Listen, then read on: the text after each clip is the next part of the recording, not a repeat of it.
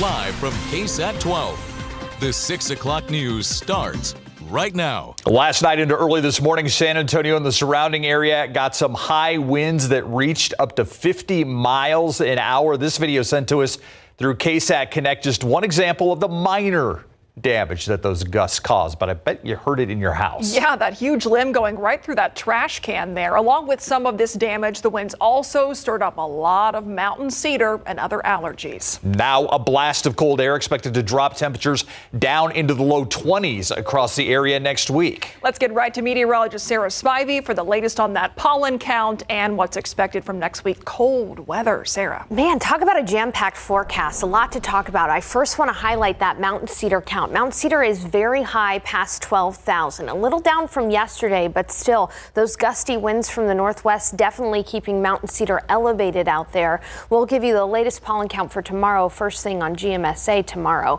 Take a look at temperatures across the nation. You can see that there is a cold core up to the north of us, but really the cold Canadian air is already forming up in the Arctic, and this is what's going to spill across Texas next week. So our biggest weather story to focus on, in addition to, as you can see, some smoke from a prescribed fire at Camp Bullis, is the hard freeze expected next Monday and Tuesday. I'll tell you what you need to know to prepare. We'll have a cold morning tomorrow, but a comfortable afternoon, and then the winds back at it again on Friday, gusts up to 40 to 50 miles per hour.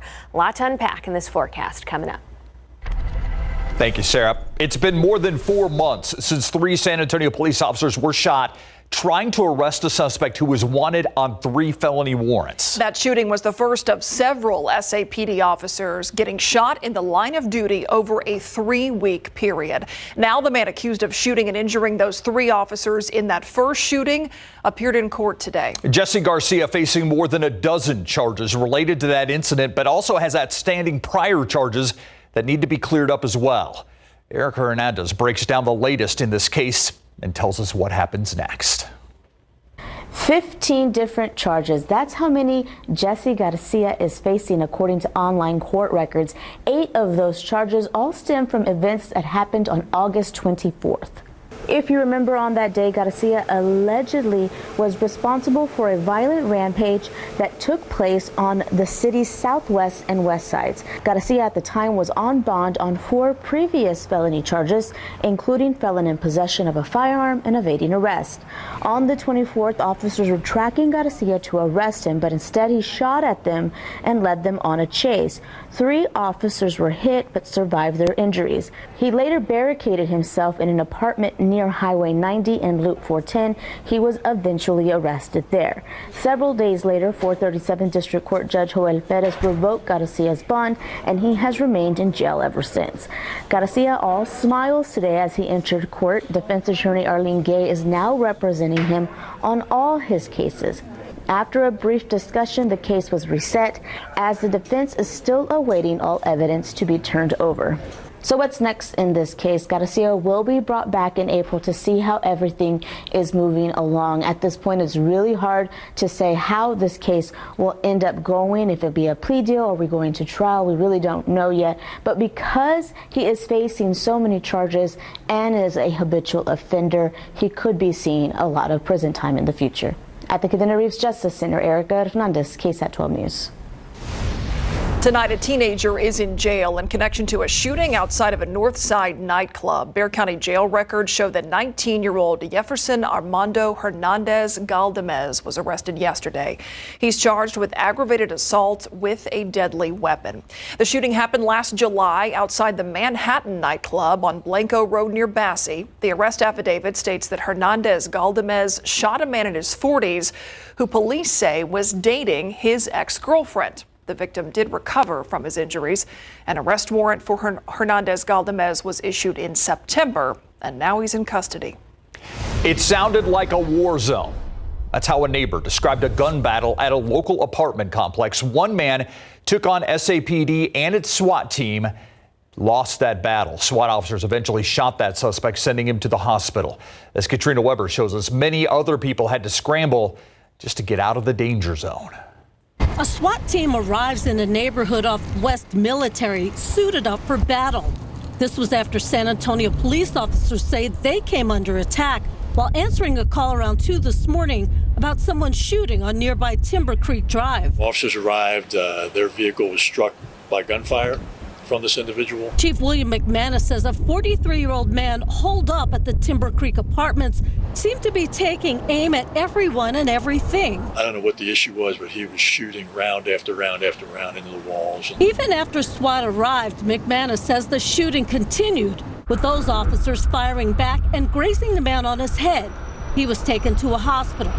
Hours after the violence had ended, bullet holes from the suspect firing through his own fence seemed to go on forever. The sounds of the gunfire were also still fresh on some people's minds. Just hearing gunshots nonstop, and then it would stop, and then I hear him yelling, and then he would shoot again. When he heard the commotion next door, Joel Garcia hit the floor of his apartment, apparently right in time. One bullet went through the wall.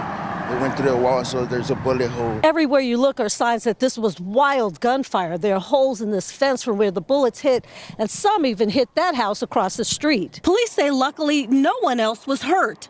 They say the man accused of causing the trouble will undergo a mental evaluation. Katrina Weber, KSAT 12 News. San Antonio police are investigating after a body was found floating in the river today. SAPD says an employee on a river barge saw the body and called police this morning. That was around 9:30 in the 200 block of Nueva Street downtown. The fire department helped pull that body out of the river. We don't know at this point how the person died or ended up in the water. We're waiting on the Bexar County Medical Examiner to release an identity and a cause of death. The San Antonio Fire Department says last night's high winds contributed to a house fire. The fire happened sometime around 11:30 last night in the 8200 block of Greenbrier Street on the north side. That's near Nacogdoches Road and Loop 410. According to the fire department, the winds knocked down a tree, which then knocked down a power line. Everyone inside the home made it out safely. No injuries were reported. Now to Williamson County. People there shocked after learning a man is accused of killing his mother and father. His father, who a retired district judge there. According to the Williamson County Sheriff's Office, deputies went to a home outside of the Georgetown city limits after getting a call about a shooting. When deputies got there, 45-year-old Seth Carnes walked out of the house. Deputies say that Carnes admitted to shooting and killing his mother, Susan, and his father, Alfred. According to the sheriff's office, the shooting happened after an argument between the family. And tonight, we're continuing to follow that hotel explosion in downtown Fort Worth. Today, firefighters continued to work around that building, looking for immediate danger zones or hot zones. 21 people there injured in the explosion yesterday afternoon. So far, no deaths have been reported, and new video shows first responders rushing in and getting victims out of the area. One woman who was at a bookstore next door describes what she saw and heard the moment of that explosion. It was just a huge boom. Just exactly. I mean, it was like a scene out of a movie. Just a huge fireball. It felt like the sound waves go through your body. Investigators still looking into what caused the blast, but officials are focusing on a possible gas leak. Officials say a restaurant inside that hotel under construction when the explosion happened. San Antonio coding boot camp Code Up abruptly shut down right before the new year. That's left students and staff members scrambling. Now they're trying to figure out what comes next. On December 28th, employees got an email saying that Code Up was ceasing business immediately due to funding issues. Former staffers told us they believe that Code Up expanded too fast. Code Up was supposed to offer 20-week accelerator programs to launch tech careers, but no more. It would be nice for a lot of people to hear what leadership has to say, because as of right now, it seems malicious. And I would hope that it was not with malicious intent to have it end this way. But when you don't say anything, that's what everyone's going to assume. Code Up was part of the city of San Antonio's Ready to Work program that offers training for new careers. We asked the city about the closure and received a statement saying, quote, San Antonio Ready to Work is offering alternative training programs to the 18 Ready to Work students impacted by the Code Up closure. We'll have a chance to ask the mayor about this closure coming up at 6:30. Let's go live to TransGuide right now and a cleanup near the quarry. This is 281 at the quarry, and you can see an emergency vehicle out there and a couple of cars that maybe are just stalled. Don't know exactly what happened, but obviously waiting for a tow truck or something to show up to get them out of the way. Again, this is 281 at the Quarry. I believe it's the southbound lanes of 281 we're looking at. Later this week here on the news at 6, Doc Talk, our series featuring your medical questions. So tell us what you want to know. Ask any medical question on any subject, and we'll take it to the doctor that's joining us this week. Just scan this QR code, and local doctors will be here on Thursday to answer your questions. KSAT 12's Doc Talk is Thursday at 6:30. January is National Blood Donor Month, and what better way to ring in the new year than to save some lives with the help of KSAT Community and University Health. The blood supply critically low. Just one donation could help up to 3 patients in need. Now, if you want to donate for the first time, or if you're a pro, just visit donatebloodtoday.com to schedule your donation. It is greatly needed. And it's so easy, too. Yeah.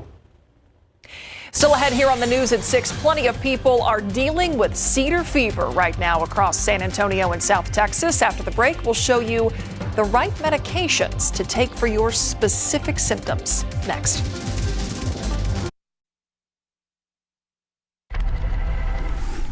I'm Stefania Jimenez, and here's what we're working on for you tonight on the Night Beat. Picking up the pieces is exactly what one local family is doing tonight after their food truck overturned just like that in an accident. Tonight on the Night Beat, how the family is getting its business back on track. Plus, it's that time of year where people are getting seasonal illnesses. Coronavirus cases in Bexar County actually saw an uptick today. So we'll discuss what you can do to protect yourself so that you don't get sick. We'll see you for these stories and so much more tonight on the Night Beat. Well, if there is one thing that brings South Texans together, it is a shared hatred for mountain cedar. To a lot of us, it feels like it couldn't get any worse, but unfortunately, that pollen count will probably climb even higher. I'm not even sure hatred is a strong enough word. We need to come up with a better one. Come up with a stronger. Courtney Friedman compiled some questions we had about allergy medications and the best way to treat them. Woo! Look at that, just an explosion of mountain cedar. It's triggering just watching it. Almost all of us have some kind of mountain cedar story, don't we? I never had allergies living in 2 other parts of Texas, yet 1 week after moving here, my allergies had turned into bronchitis. I didn't have to go far today to find out what long list of symptoms people are battling right now. A stuffy nose, the itchy eyes. My voice starts to get crackly. My eyes actually have 3 different kinds of eye drops. Is that from allergies, David? I don't know. I don't know what it's from. If you're sick, then go home. No, it's from allergies. Ultimately, it's the meteorologists who have to deliver the bad pollen news. I feel like people are really mad at me about it. I'm just the messenger. I'm just telling people we get it from an allergist and we pass it along. Allergists like Dr. Dennis Dilly, who helped us figure out which medications work for specific symptoms. First, I asked about over-the-counter pills. Those are mostly given to people who have the histamine type reactions. Itchy, watery eyes, sneezing, runny nose. When it comes to those allergy pills, maybe even in kids, can you take allergy pills twice a day? A study showed that you could take more than you needed to when the need was there, as long as you don't have any other complications in your health. Children have, like Zyrtec, for example, in the 2 to 6 year old kids, can be dosed twice a day.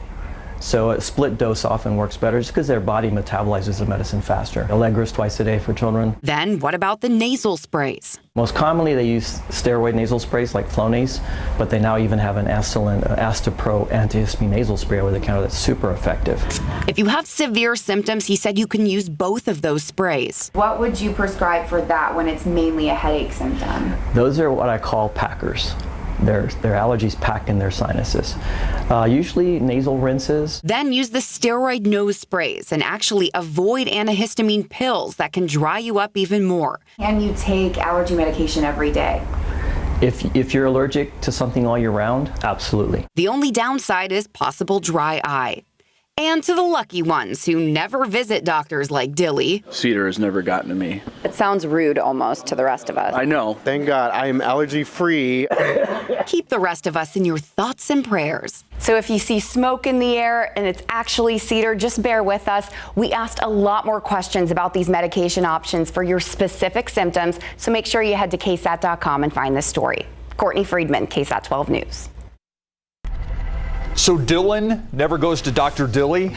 What's the deal? What's what it sounds like. As if we didn't have enough in the air today. Check this out. This was recorded from Sky 12 earlier. Some smoke out at Camp Bullis. They're doing days worth of prescribed burns out there. And you could see it not just from downtown. You could see it from space. Absolutely. Sarah. And coming up, I'm going to show that image from space. But the reason why you could see so much smoke is because those winds were so high today. Carried the smoke far, even south of San Antonio. The smoke moved all the way south toward Floresville. So prescribed burn there. Thankfully, winds have started to calm, which is good news for us. So take a look outside right now. You can see a beautiful sunset underway. It's 52 degrees, and there we go. Winds have really started to calm down. They're only from the northwest at about 5 miles per hour. Tonight's going to be chilly, 42 degrees by midnight, and then tomorrow morning we'll have an early, brief, light freeze. Speaking of a freeze, everybody's minds on the cold Arctic air expected in Texas next week. So that's what I want to start with. The big thing in the forecast, the cold Arctic air expected to arrive by the start of Monday, Martin Luther King Jr. Day. So it is going to be a cold and blustery Martin Luther King Jr. Day, and a hard freeze is expected by Tuesday morning. Here's a look at morning low temperatures. So these are not the highs, these are the morning low temperatures. Yeah, a light freeze possible tomorrow and a light freeze possible early on Saturday. But watch how those temperatures plummet. By Monday morning, we'll be in the upper 20s as that front is moving through, with, by the way, some really cold wind chill values because the winds are going to pick up. And then by Tuesday morning, that's going to be our coldest morning of the next several days. We're going to get down into the low 20s here in San Antonio, upper teens possible in the hill country. So here are the Arctic air impacts and what you need to know and what we know. We know there's going to be a hard freeze Monday and Tuesday. We're still 7 days out from this event, 6 to 7 days out from this event. So these are the things that we can be sure of. That hard freeze, temperatures that cold Monday and Tuesday. We also know that this cold air is going to be brief. We're not going to stay below freezing for a very, very long time like we did back in 2021. In fact, I expect less than 36 hours below freezing, if that, because we're going to get above freezing by Tuesday afternoon. Here's how you need to prepare, though, for the cold. Pets, plants, people. And for this freeze, you are going to need to prep those outdoor pipes and spigots if they are uncovered or if they are not insulated. So keep that in mind. You can use the next several days. We're giving you advance notice here. As far as a wintry mix, this is something that we are going to be watching because as I've combed through the data, looked at the forecast, there is, yes, a very small chance for a wintry mix, but it's still at this point unlikely that we would see that. Now, please continue to check back in with us every day because we are going to be updating the forecast and we'll give you the information as we get it. All right, weather setup. You can see that off to the east, there's that big system that's bringing snow, flooding, rains, even some tornadoes. This is what made us so windy yesterday and this morning. That is on its way out, but another system is on its way in. This system is going to move through on Friday. It'll be dry here in San Antonio, but it's going to make it windy once again on Friday. We'll see wind gusts of up to 45 to 50 miles per hour for the second time this week on Friday, so prepare for that. Again, a light freeze is possible tomorrow morning. Generally, temperatures right around freezing in the upper 20s in the hill country. Go ahead and bring in those potted plants if you want to, because it is going to be a light freeze. Then we'll quickly warm, 52 by 10, 62 by noon, a beautiful afternoon near 70. So a great day tomorrow after that light morning freeze, a great day on Thursday, then getting windy on Friday, and I expect very gusty conditions with cold Arctic air moving in Monday and Tuesday. Getting some weird static or something. Yeah, there, it went away. Okay. I think it's the thoughts in my head right now. Is that what it is? Sorry. Well, okay, I want to see if this makes sense to you. Nobody, as long as he's the starter for the Dallas Cowboys, has more pressure on them come playoff times than Dak Prescott. Oh, I absolutely agree with you. He's, 2 and 4 in the playoffs as the starting quarterback for the Dallas Cowboys. So you know Dak really wants to make a deep playoff run. Plus, Houston Texans head coach DeMeco Ryans says he isn't satisfied. Coming up.